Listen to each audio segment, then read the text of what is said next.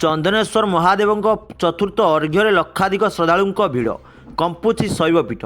ବାଲେଶ୍ୱର ଜିଲ୍ଲାର ଭଗରାଇ ବ୍ଲକ ସୀମାନ୍ତ ପୂର୍ବ ଭାରତର ପ୍ରସିଦ୍ଧ ଶୈବପୀଠ ଶ୍ରୀ ଶ୍ରୀ ଚନ୍ଦନେଶ୍ୱର ମହାଦେବଙ୍କର ବିଶ୍ୱ ପ୍ରସିଦ୍ଧ ଚୈତ୍ର ଚଡ଼କ ମେଳା ଏପ୍ରିଲ 3ରୁ ଶୁଭାରମ୍ଭ ହୋଇଛି। ଏଥି ନିମନ୍ତେ ଚନ୍ଦନେଶ୍ୱର ପୀଠ ଚଳଚଞ୍ଚଳ ହେବା ସହିତ ଓଡ଼ିଶା ସମେତ ପଶ୍ଚିମବଙ୍ଗ, ଝାଡ଼ଖଣ୍ଡ ଓ ବାଂଲାଦେଶରୁ ଅସଂଖ୍ୟ ଶୈବ ଭକ୍ତ ଆଗମନରେ ଶୈବପୀଠ ମୁଖରିତ ହୋଇ ଉଠିଛି।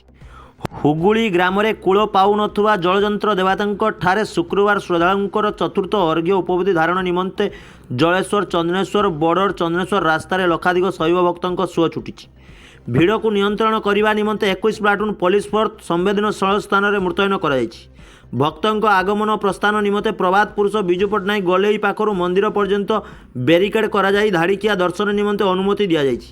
ମନ୍ଦିର ସମେତ ସିଂହଦ୍ୱାର ଓ ଦକ୍ଷିଣ ଦ୍ୱାରରେ ସିସି କ୍ୟାମେରା ଖଞ୍ଜା ଯାଇଥିବା ବେଳେ ପୋଲିସ ପକ୍ଷରୁ କଡ଼ା ସତର୍କତା ରଖାଯାଇଛି।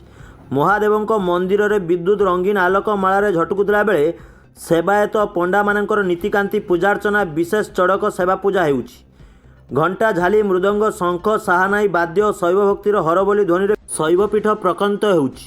ଚନ୍ଦନେଶ୍ୱର ଜୀଉଙ୍କ 4 କିମି ବ୍ୟାପ୍ତ ପରିଧି ମଧ୍ୟରେ ଆଗତ ଓ ଉପଧାରୀମାନେ ଶୈବଭକ୍ତମାନେ ପ୍ରତିକୂଳ ପାଗ ସତ୍ତ୍ୱେ ବିଭିନ୍ନ ଘରଭଡ଼ା ଓ ଅସୁରକ୍ଷିତ ତମ୍ବୁ ତଳେ ଶିବଙ୍କୁ ଆରାଧନା ନିମନ୍ତେ ବାସସ୍ଥାନ କରି ରହିଛନ୍ତି।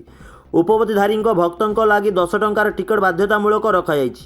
ଗୁରୁବାର 5 ଅର୍ଘ୍ୟରେ ମହାଦେବଙ୍କ ମୁଖ୍ୟ ସେବାୟତ ମୌରସୀ ତପନ କୁମାର ପଣ୍ଡା, ଉପମୌରସୀ ବୁଧଦେବ ପଣ୍ଡା ଜୀଉଙ୍କଠାରେ ଆଜ୍ଞାମାଳ ନେବା ପରେ ଶ୍ରେଷ୍ଠ ଭକ୍ତ ପାଟଭକ୍ତ ହରିଶ୍ଚନ୍ଦ୍ର ସାହୁ, ଦେଉଳିଆ ଅଜିତ ପାତ୍ର ସମେତ ଶ୍ରୀବେକଡ଼ି ବାଦ୍ୟକାରମାନେ କୌଳିକ ରୀତିନୀତି ଅନୁଯାୟୀ ମନ୍ଦିର ପରିକ୍ରମା ସହିତ ଜୀଉଙ୍କ ଅର୍ଘ୍ୟପିଣ୍ଡରେ ରାତି 8ଟାରେ ଉପବଧିଧାରୀମାନେ ଶ୍ରଦ୍ଧାଳୁଙ୍କ ଉଦ୍ଦେଶ୍ୟରେ ଅର୍ଘ୍ୟଦାନ କରିଛନ୍ତି। ଜଗନ୍ନାଥପୁର ଓ ବାଡ଼ସରିଷା ଠାରେ ଟ୍ରାଫିକ୍ ନିୟନ୍ତ୍ରଣ କରାଯାଇଥିବା ସମ୍ବେଦନଶୀଳ ସ୍ଥାନରେ 21 ପ୍ଲାଟୁନ ପୋଲିସ ଫୋର୍ସ ମୁତୟନ କରାଯାଇଥିବା ଜଣାପଡ଼ିଛି।